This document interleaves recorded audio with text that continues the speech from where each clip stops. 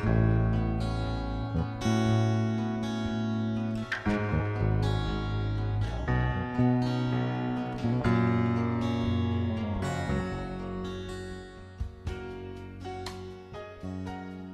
was 1940 when Colonel Robert Kirkwood, Commandant of the University of Illinois Reserve Officers Training Corps, moved into his new house on Vermont Avenue along with his wife Lillian.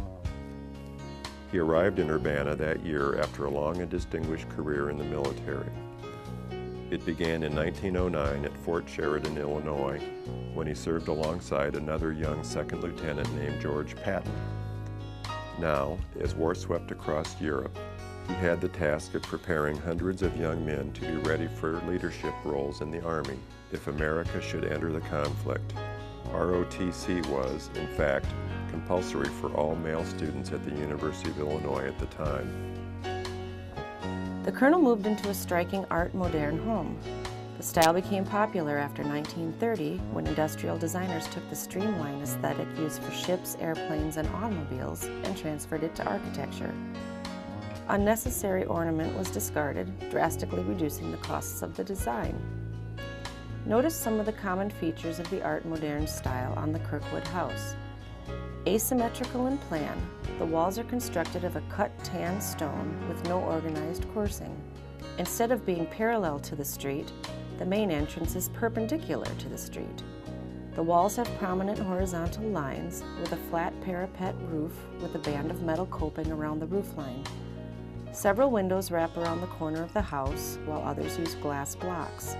All the windows are articulated with white trim.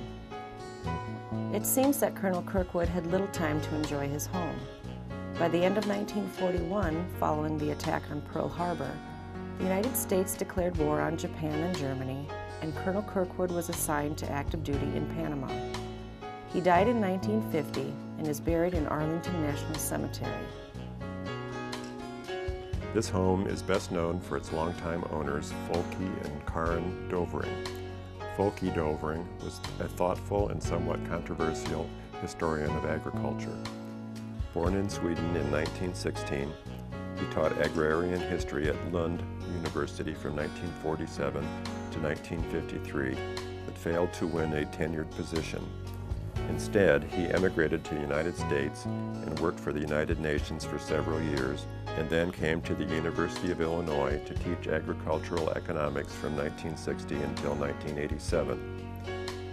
A brilliant writer, he was a strong advocate for alternative fuels and was one of the first academics who openly argued that American dependence on oil would lead to prolonged military involvement in Middle Eastern politics. His wife Karen was also well known as a writer, writing a classical analysis of propaganda in the 1960s and later turning to poetry. Folke died in 1998 and his wife Karen passed away in 2011.